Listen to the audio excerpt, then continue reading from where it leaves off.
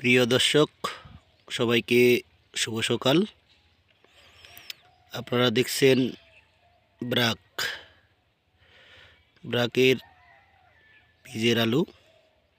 ব্লকের নাম রাধানগর উত্তর, প্লট নং 132, চাষির নাম অতুল চন্দ্র বর্মন। এটি পঞ্চগড় জেলার আটোয়ারী উপজেলার রাধানগর গ্রামে।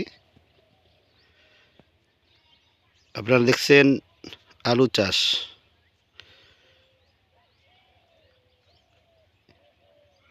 যেদিকে তাকাবেন শুধু আলু। আপনারা দোয়া করবেন যেন এবার চাষিরা আলুর ন্যায্য মূল্য পায়। সবুজ আর সবুজ, পঞ্চগড়ে প্রচণ্ড শীত, তারপরেও থেমে নেই আলু চাষ। সবাইকে ধন্যবাদ।